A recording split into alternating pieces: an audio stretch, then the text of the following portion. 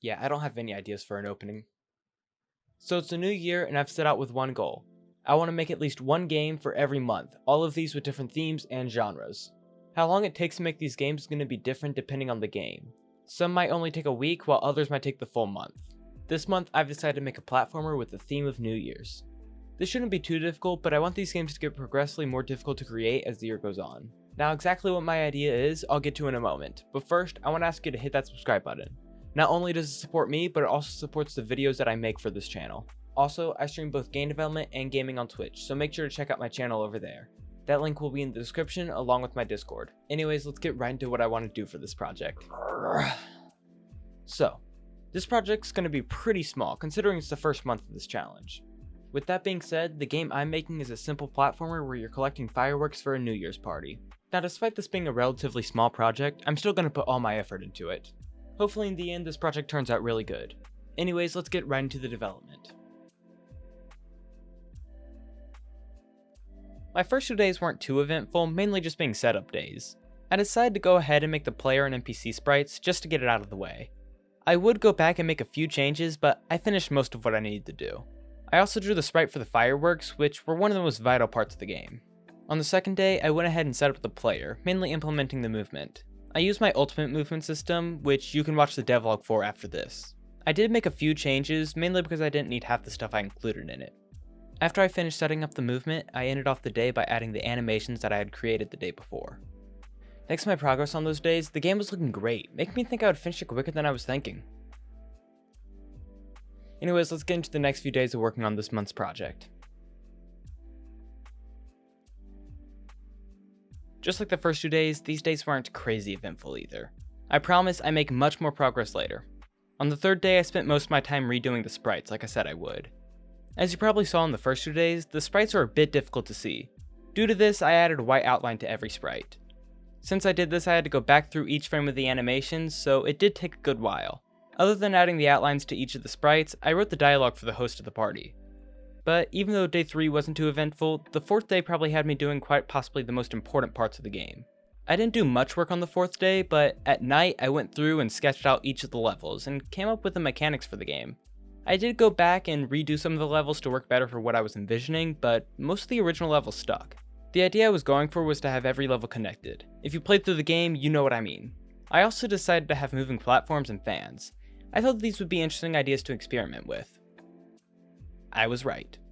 Despite not being very eventful days, these days had some of the most important aspects of the game, so I would say they were great. Anyways, let's get on to the next 2 days of development. These days were admittedly the least eventful days of them all. Day 5 was a bit important though.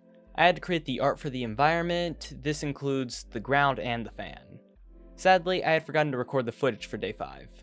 So, here's a video of a cute cat. Day 6 also has no footage, but I didn't do much. I redesigned the levels a bit due to some issues I realized. Then I realized there was a much bigger issue, so I just called it quits for the day. But despite these days not having much, I did do something a bit important.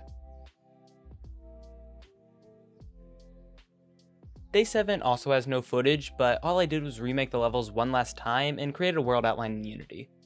But we have finally reached a time where I do something notable. I started off the day by finishing creating the levels. Once I was finished, I was super proud of what I had done, but I was not done yet. I then created a camera inspired by Celeste. I followed the tutorial by Binbonk, his channel will be in the description, so make sure to check him out. I finished off the day by doing some small things such as adding borders and decorating a bit. Like I promised, things would get better, and I feel like I delivered. Anyways, let's get right to the next 2 days. Day 9 was also quite eventful, starting with me creating the collectible system. This was quite easy, only taking me about a minute. The harder thing to do was creating the obstacles, including the moving platforms and the fans. The fans took quite a while due to me overcomplicating things, but one Google search made me feel stupid. I ended the day by doing some playtesting and polishing. Day 10 started with me creating a dialogue system.